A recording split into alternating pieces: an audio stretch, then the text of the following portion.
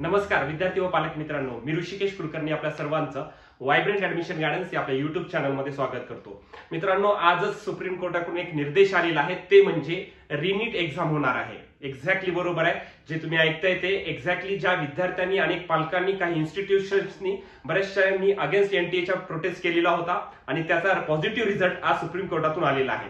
Exactly काय सांगितलेलं आहे, रिनीट कोणाची होणार आहे, कशा पद्धतीने होणार आहे आणि त्याचा हे ग्रेस मार्क्स जे देण्यात आलेले आहेत त्याचं एक्झॅक्टली काय केलंय या व्हिडिओच्या माध्यमातून आपण जाणून घेणार आहेत। मित्रांनो, सर्व अपडेट्स मी तुमच्या समोर घेऊन येणार आहे।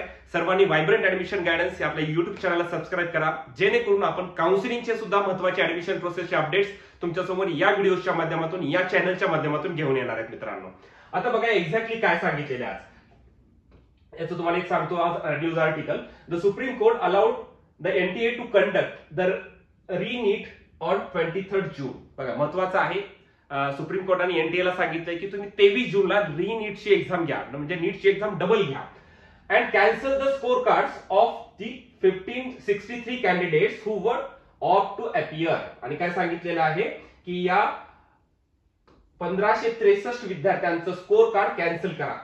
ठीक आहे, 23 जूनला नीटची एक्झाम घ्या आणि या 1563 विद्यार्थ्यांचं स्कोर कार्ड तुम्ही कॅन्सल करा।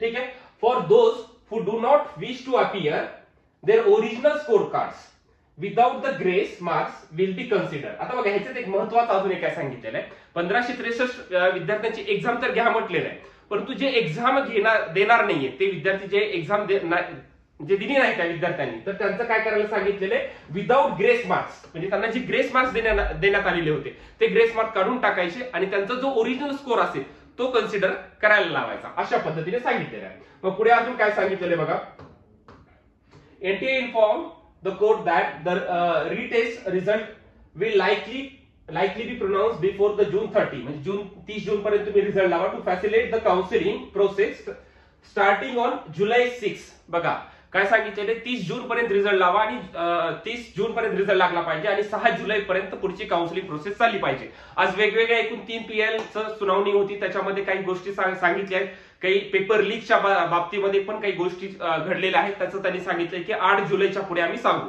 मग तोपर्यंत 6 जुलै पासून काउन्सिलिंग प्रोसेसला सुरू होणार आहे, त्याच्यामुळे काउन्सिलिंग प्रोसेस तर थांबवायची नाही अशी कोर्टनं सांगितलेलं आहे। पुढे काय जे होईल पेपर लीकच्या बाबतीमध्ये जर काही पुढे गोष्टी घडल्या, कारण की काही एव्हिडन्सेस वगैरे सापडले, तर त्याच्यानुसार कोर्ट निर्णय पुढे घेणार आहे।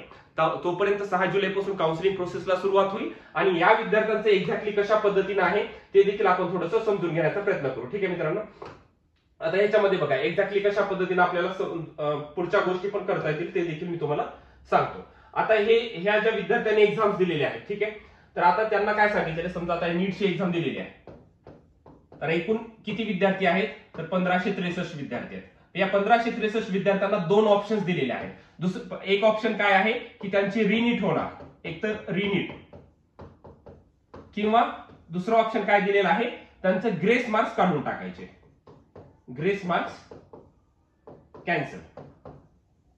ठीक आहे, म्हणजे आता काय होणार, त्या विद्यार्थ्यांना एकतर तुम्ही डबल नीटची एक्झाम द्या किंवा ग्रेस मार्क्स, म्हणजे सपोज एखाद्या विद्यार्थ्याला जर 700 मार्क्स होते आणि त्याला ग्रेस मार्क्स देऊन जर 720 मार्क्स आलेले आहेत, तर त्याचे हे 20 मार्क्स वरचे ग्रेस मार्क्स जे दिलेले आहेत हे ग्रेस मार्क्स काढून टाकण्यात येतील आणि ओरिजिनल स्कोर कार्डनुसारच त्याचा रिझल्ट डिक्लेअर होईल। ठीक आहे, एक तर असा ऑप्शन आहे विद्यार्थ्याकडे, किंवा एक्झाम द्या तुम्ही आणि एक्झाम नुसार जो काही फायनल स्कोर येईल त्याच्यानुसार सर्व गोष्टी घडतील। मग त्याच्यानुसार सर्व विद्यार्थ्यांचा डबल रिझल्ट लागेल, त्याच्यानुसार रँक्स मध्ये काही चेंजेस होतील। असं आहे की बिलकुल आता या 1563 विद्यार्थ्यांचा कितपत परिणाम होईल हे आपल्याला फायनल रिझल्ट आल्यानंतरच कळेल, परंतु काही विद्यार्थ्यांच्या अनेक म्हणजे एका सारख्या स्कोरवर अनेक विद्यार्थी आहेत, त्याच्यामुळे रँक्स बऱ्याचशा प्रमाणामध्ये देखील वाढलेले आहेत। याचा परिणाम नक्कीच रिझल्ट वरती जाणवणार आहे।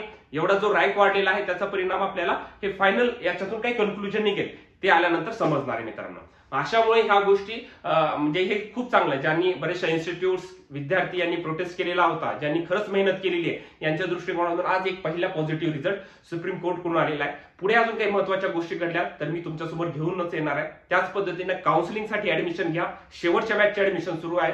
वायब्रंटचं लातूर, बीड, बारामती, नांदेड, पुणे आणि संभाजीनगरमध्ये ऑफिस आहे, तुम्ही तिथे जाऊन भेटा। तुमचे काही डाऊट्स असतील, तुम्हाला आलेल्या स्कोरनुसार काय ऍडमिशन भेटेल, कुठल्या कोर्सला ऍडमिशन भेटू शकतं याची विचारपूस तुम्ही करू शकता आणि नक्कीच उज्ज्वल भविष्यासाठी चांगलं कॉलेज मिळवण्यासाठी वायब्रंटमध्ये आजच तुम्ही ऍडमिशन आपलं निश्चित करा। मित्रांनो, थँक्यू सो मच।